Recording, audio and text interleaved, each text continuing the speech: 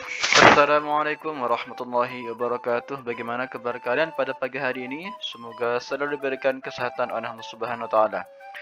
Pertemuan kali ini kita masih berada di pertemuan kelima, yaitu kisah keteladanan Nabi Yusuf alaihissalam. Namun sebelum itu kita berdoa dengan harapan semoga tambah ilmu kita serta diberikan pemahaman yang baik. Bismillahirrahmanirrahim. Raditu billahi rabba wa bil islami dina wa bi Muhammadin nabiyyan wa rasula. Rabbi zidni ilma warzuqni fahma. Amin ya rabbal alamin. Baik anak-anak, setelah kalian menyimak video ini diharapkan kalian bisa memahami kisah keteladanan Nabi Yusuf dan bisa menceritakannya. Nabi diutus oleh Allah Subhanahu wa taala untuk menjadi teladan bagi umatnya.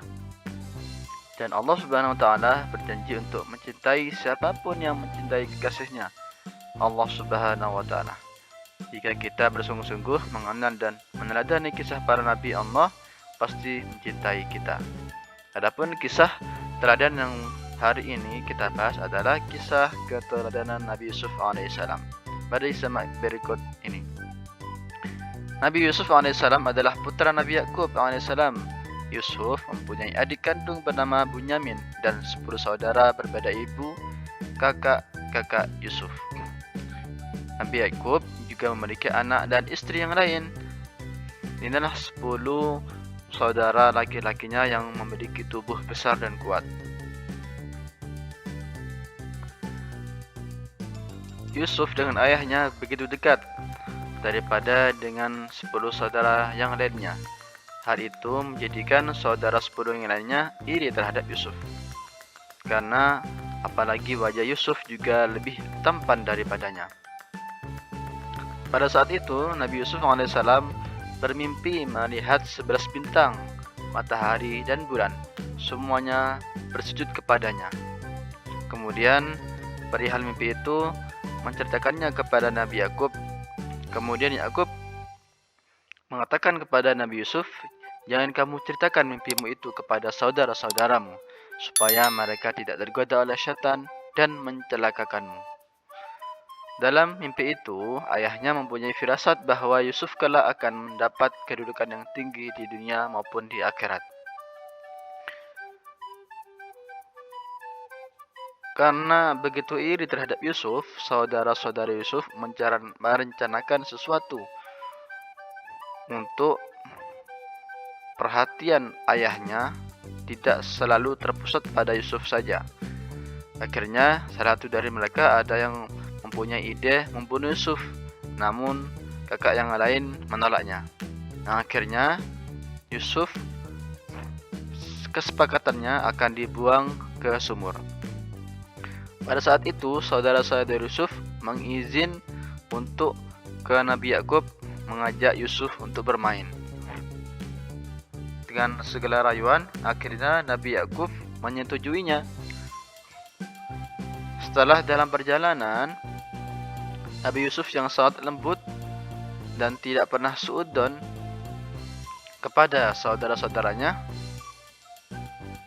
Nabi Yusuf pada saat di perjalanan, mereka dengan bangganya bahwa hari ini merupakan hari yang bahagia bagi mereka karena bisa mencelakakan Yusuf dengan cara membuang di sumur. Kemudian mereka dengan bangga hati melepaskan bajunya, kemudian mengikat tangannya, kemudian dilempar ke sumur. Dengan wajah yang sangat kecewa, 10 saudara tersebut menceritakan kronologi Yusuf menghilang, bahwa beliau sudah dimakan serigala, dengan menunjukkan kain yang berumuran darah, yang bahwa darah tersebut adalah darah palsu, agar Nabi Yakub percaya dan yakin bahwa Yusuf sudah meninggal dimakan oleh serigala. Kemudian tak lama kemudian, dalam perjalanan ada saudagar yang melewati sumur tersebut dan mampir mengambil air. Ketika menurunkan timbanya, Nabi Yusuf alaihissalam berpegangan pada timba tersebut dan tarik ke atas.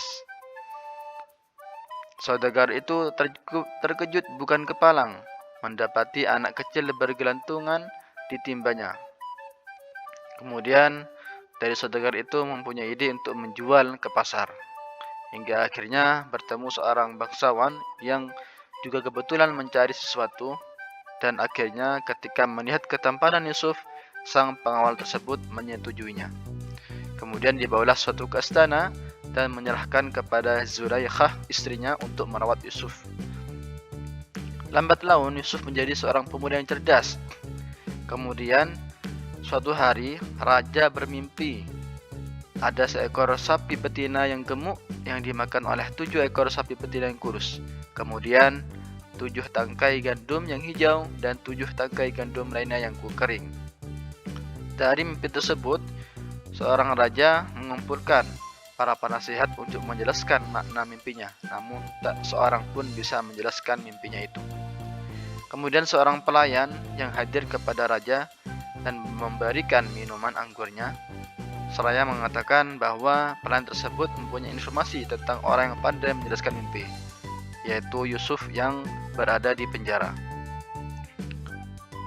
Kemudian sang pelayan tersebut menjelaskan perihal mimpi raja pada saat itu. Kemudian Nabi Yusuf menjelaskannya maksud mimpi tersebut, bahwa hendaklah kalian bercocok tanam 7 tahun berturut-turut. Kemudian ketika kalian panen, hendaklah menyimpan makanan dengan cara membiarkan tangkainya kecuali sedikit untuk dimakan. Sebab setelah 7 tahun itu akan datang 7 tahun kemudian masa yang amat sulit. Pada masa sulit tersebut, kalian akan menghabiskan simpanan makanan sebelumnya. Setelah itu akan datang tahun di mana manusia diberi hujan dengan cukup dan mereka memeras anggur. Itulah takbir mimpi yang dinyatakan oleh Nabi Yusuf alaihissalam. Kemudian sang pelayan menjelaskan kepada raja, dan raja tertegun mendengar penjelasan Yusuf dan masuk akal. Akhirnya itu raja mengangkat Yusuf sebagai pejabat negara urusan pangan. Setelah Yusuf bebas dari penjara, raja menawarkan kepada Yusuf apa yang ia minta. Kemudian Yusuf meminta agar menjadi bendaharawan di negeri tersebut, dan raja menyetujuinya. Ketika 7 tahun kemudian tibalah saat masa paceklik yang ditakbirkan oleh Nabi Yusuf akan terjadi. Dan pada saat itu juga Nabi Yusuf sudah mempunyai banyak bahan pokok yang ia simpan dalam gudangnya. Dan Nabi Yusuf tak tinggal diam, beliau sudah menyiapkan beberapa gandum untuk rakyatnya agar tercukupi. Kemudian orang-orang mulai memburu makanan dan berduyun datang ke gudang makanan disediakan kerajaan.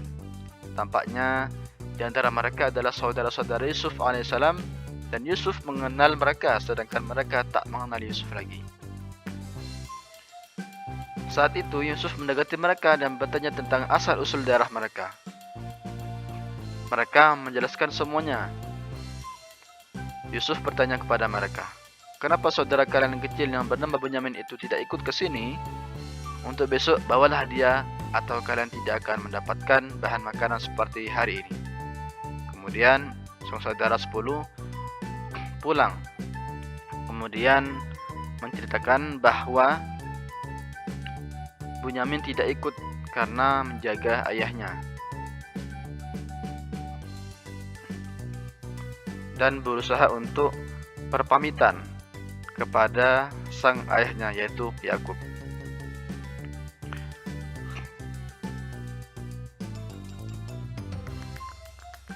Ketika mendapat izin dari sang ayah Yakub, tiba-tiba saat diberikan jamuan makan oleh Nabi Yusuf, Yusuf secara diam-diam menghampiri Bunyamin dan membisikkannya, "Wahai Bunyamin, sesungguhnya aku adalah saudaramu. Yusuf, Allah telah melindungiku dan memberiku kekuatan. Nanti akan kususun rencana agar kamu tertinggal di kerajaan ini, dan saudara-saudaramu biarkanlah pulang ke rumah." Dari rencana itu, Bunyamin sudah siap. Pada saat keluar dari gerbang, sang pengawal menghentikan mereka. Tentunya mereka dituduh mencuri barang kerajaan. Setelah dicek, ternyata barang hiasan tersebut berada di tempat gandum sang Bunyamin. Akhirnya, sang pengawal menahan Bunyamin untuk tidak pulang ke rumah. Dengan perasaan sedih, sepuluh bersaudara sangat kecewa terhadap janjinya kepada sang ayah Yakub, yang janjinya bahwa mereka akan membawa kembali Bunyamin ke rumah. Namun, hal itu tidak sesuai dengan apa yang ia katakan, hingga akhirnya kakak ketua mereka juga tidak ikut pulang ke rumah. Kemudian kakak yang lain menceritakan perihal bahwa Bunyamin ditahan oleh raja di Mesir. Dengan perasaan sedih, ayahnya bertambah sedih mendengar kejadian yang menimpa dan berkata, "Wahai anak-anakku, pergilah kalian mencari berita tentang keberadaan Yusuf dan Bunyamin, dan jangan kamu berputus asa." Kemudian, ketika saudara tersebut mengambil makanan berikutnya, Yusuf alaihissalam mempertemukan Bunyamin dengan saudara-saudaranya. Yusuf berkata, "Sadarkah kalian tentang perbuatan apa yang telah kalian lakukan kepada saudara kalian sendiri, Yusuf dan Bunyamin?" Dan mereka terkejut mendengar hal tersebut dan mengetahui bahwa di hadapannya tersebut adalah Yusuf alaihissalam. Dan mereka mengakui kesalahan dan memohon maaf atas perbuatan mereka membuang Yusuf. Nabi Yusuf alaihissalam berkata, "Kalian tidak akan dihukum dan dipersalahkan. Aku mohon kepada Allah Subhanahu wa taala ampunan dan rahmat bagi kalian, dan Allah Maha Penyayang."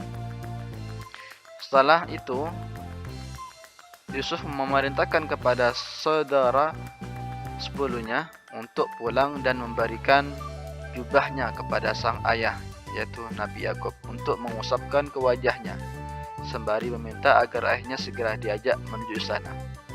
Sesampainya rumah, Nabi Yakub sudah mencium bau keberadaan Nabi Yusuf. Kemudian sang saudara tersebut mengusap jubah yang diberikan Yusuf untuk diusapkan ke mata sang ayah Nabi Yakub. Dengan izin Allah, matanya yang awalnya buta dengan izin Allah telah pulih kembali. Kemudian sang ayah diajak 10 saudaranya untuk ke istana, dan bertemulah Yusuf dengan sang ayahnya, yaitu Nabi Yakub alaihissalam. Kemudian Nabi Yusuf langsung duduk di sampingnya. Setelah selesai pertemuan, seluruh keluarga Yusuf diminta tinggal di istana. Kemudian Nabi Yusuf alaihissalam menyatakan, "Inilah mimpiku sewaktu masih kecil dulu, melihat 11 bintang, matahari dan bulan bersujud kepadaku. Allah Subhanahu wa taala mewujudkannya dengan banyak kebaikan kepadaku dan membebaskannya dari penjara serta mempertemukan kita kembali." Alhamdulillahirabbil alamin. Sekian pertemuan kali ini, semoga membawa manfaat bagi kalian. Wassalamualaikum warahmatullahi wabarakatuh.